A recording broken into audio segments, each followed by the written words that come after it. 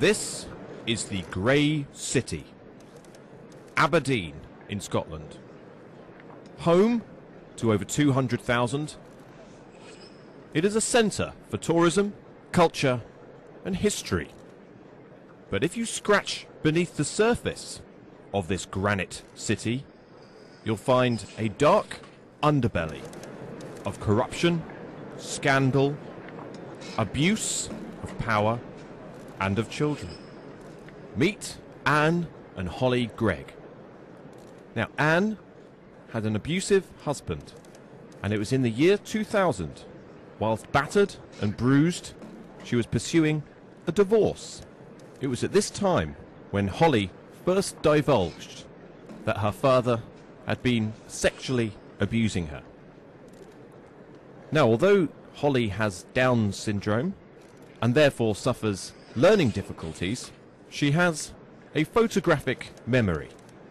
Whilst she struggles with abstract thought, her memory for detail is impeccable. Now, at the age of 32, Hollie has managed to give evidence that exposes a paedophile ring in Aberdeen, which includes her father, politicians, judges, and most importantly, for the events that happened in the summer of 2000, police officers. Now, little was Anne to know that when she first went to report the abuse of Hollie, she would be reporting the crime to the very criminals themselves. And in hindsight, it's no surprise at all that 10 days later, a group of 12 medical and police officers turned up at Anne's house, forcibly injected her with a sedative, and hauled her off to a mental institution where she was falsely diagnosed with schizophrenia. Hollie was then returned to her father.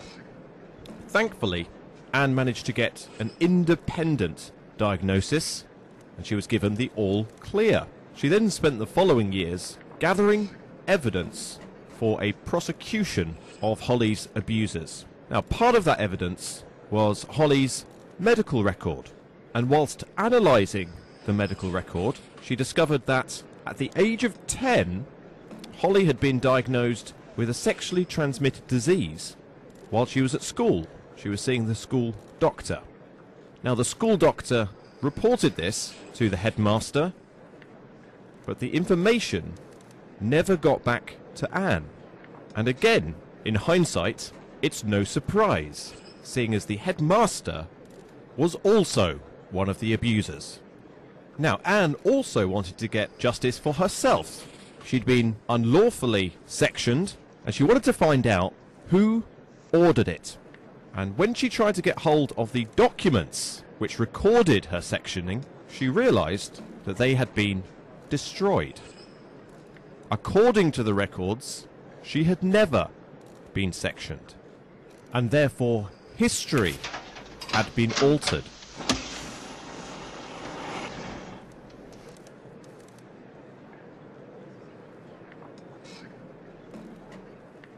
So let me introduce Robert Green. Now, Robert has been acting on behalf of Anne and Hollie.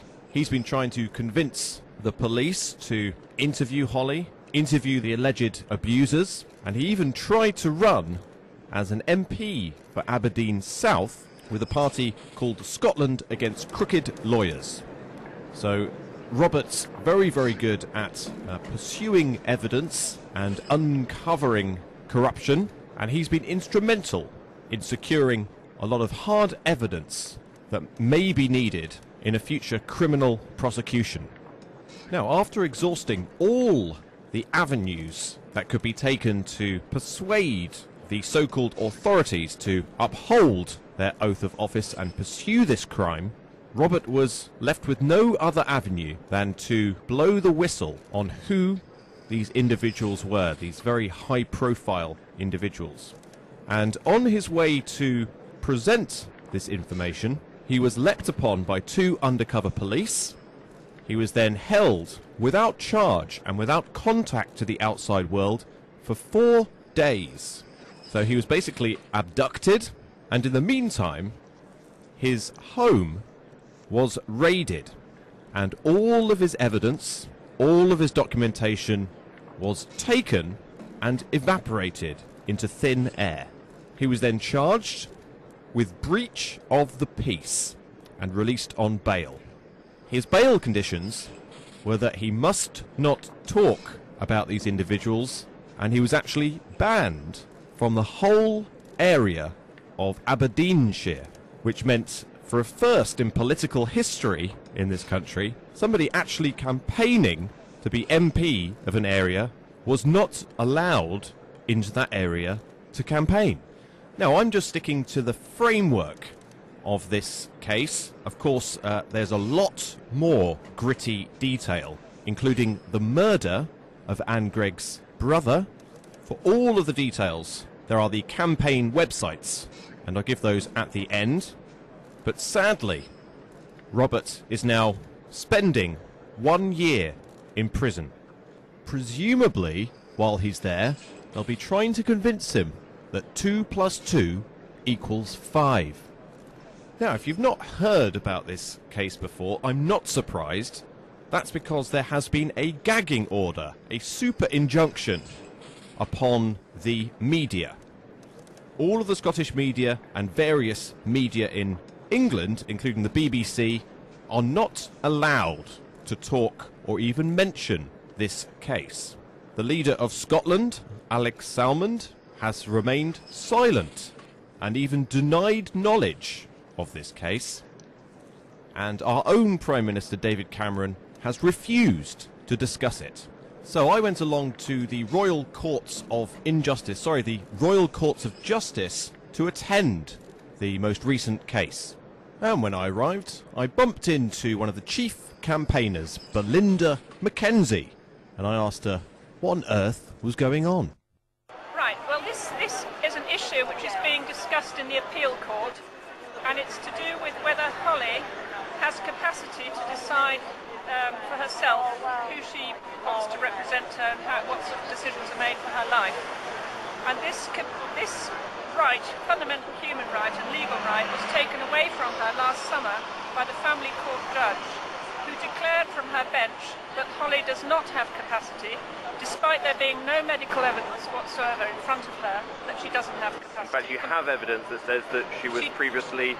She does have capacity. This is in police reports, expert interviews over the years say that she has capacity. The criminal injuries investigation authorities report also stated she had capacity and was telling the truth. And there is so much evidence from everybody who's met her that she's perfectly lucid, intelligent young woman with a slight speech impairment, that's all. Could you just update us on the status of Robert Greig? We know his background. We know he's currently serving a prison term. Well, he's in Aberdeen prison, HMP Aberdeen, Craig Inches. He was taken there on the 17th of February after the judge declared the sentence of a conviction on grounds of breach of the peace and breach of bail conditions. What peace was he breaching? He was upsetting people in Aberdeen. Now, one of my placards reads, "Whose peace has Robert Greig breached?" Which is the big question, because most people want to protect children.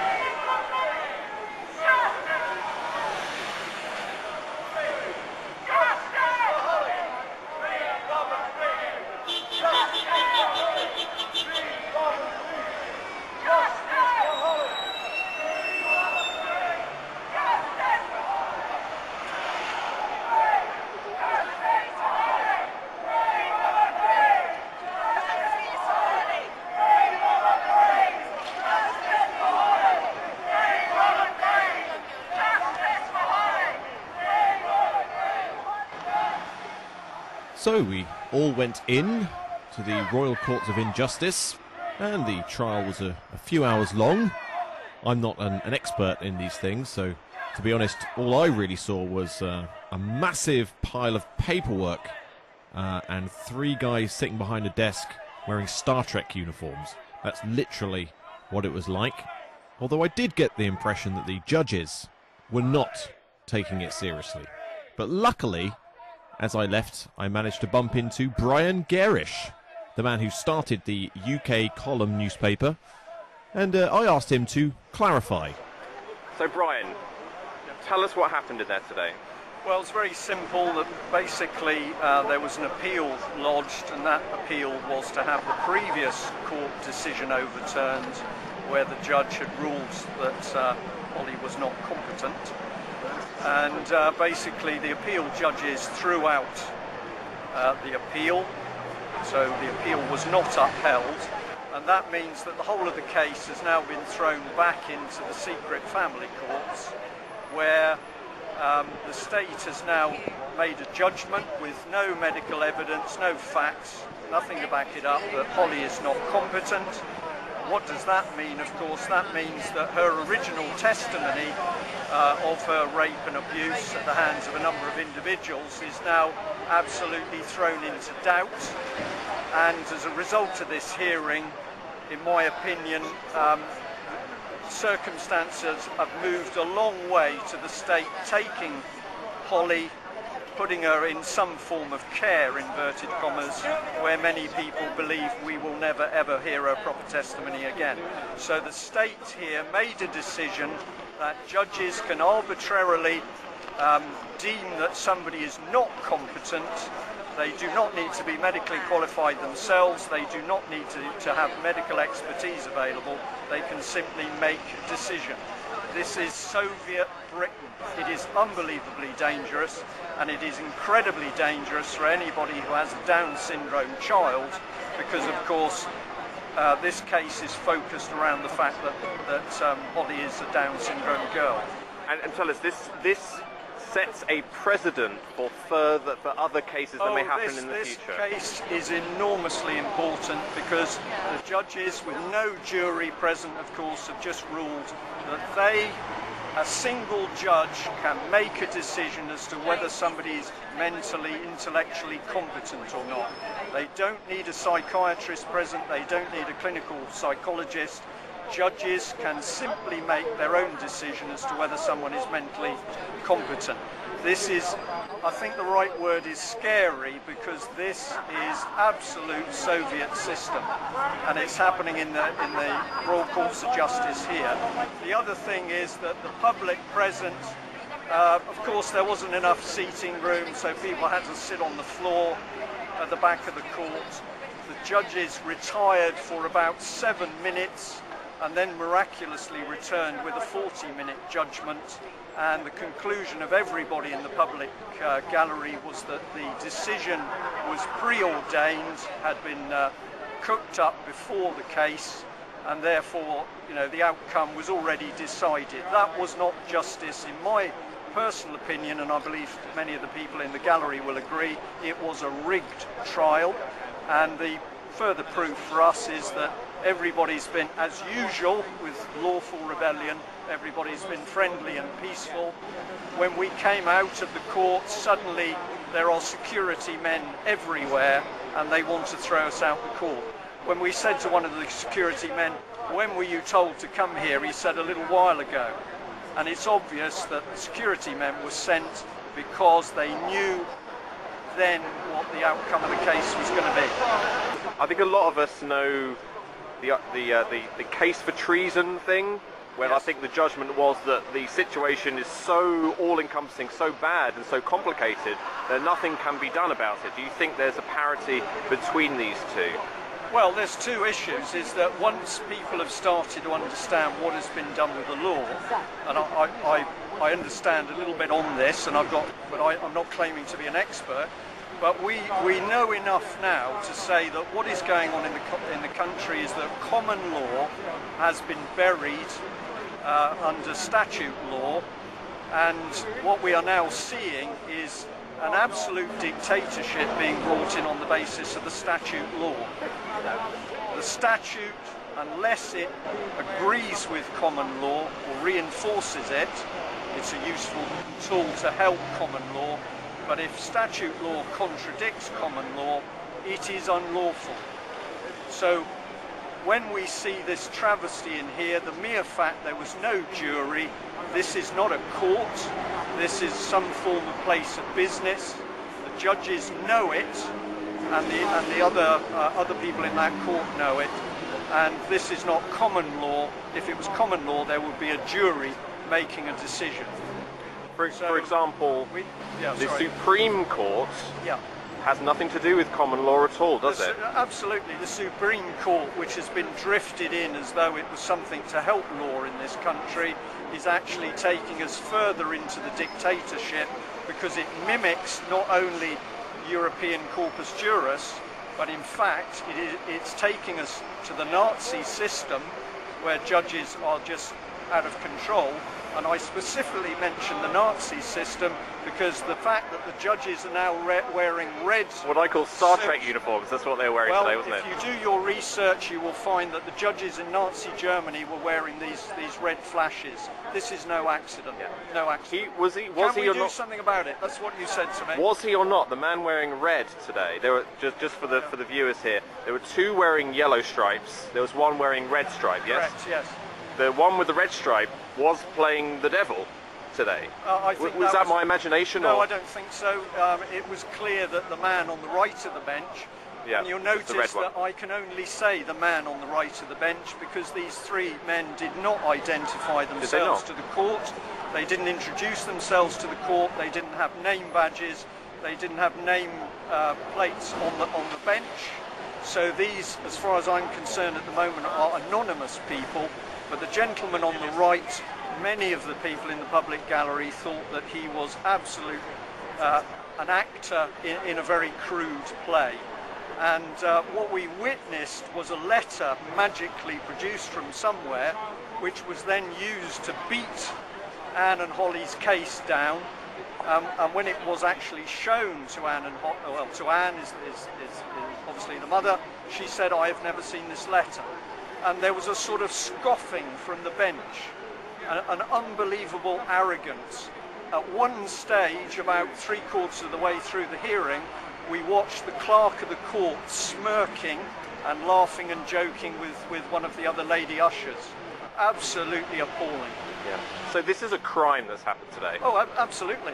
Yeah, what you have witnessed is a crime, because that is a trial, it's a puppet event.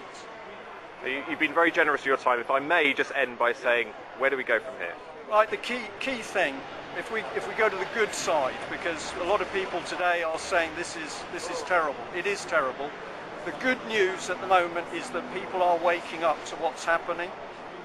We are saying as the UK column, but if you talk to other speakers on the circuit, we are getting more and more whistleblowers from the police, and the quality of their information is excellent. We're getting people in hospitals talking, people in children's services talking, and I believe that we are now at the point where the truth is starting to break through the surface. All we need is more people. We need millions, not hundreds of thousands. How do you get them? Talk to people about what you know. We need 1 million people to do a few small things rather than 1,000 people doing a lot. And the solution is simply exposure. Once we have exposed Cameron and Miliband and Clegg and the rest of the people in Parliament, who in my view are clearly criminal in their activities, once we've exposed them, the game is over. The corruption is run on the back of the fraud in the international banks. Can we do something about the monetary system? Yes. Go and look at the Lawful Bank and look at the British Constitution Group. But anybody else who's fighting, whether it's Ian Crane, whoever it is out there, go and look at their material as well. And stay away from Wikipedia. Well, Wikipedia can be useful, but I've just had a joke with you a little bit earlier on today. If you want a big joke, go and see what Wikipedia says about me. Okay, Brian, thank you very much. Okay. So, Brian Gerrish there. Do keep an eye on this case. I'll put the websites at the end of this broadcast. But in the meantime, do subscribe to swilliamism, that's this YouTube channel. But until next time, I've been Samuel William, and this has been a production for Truth You Can Wake Up To.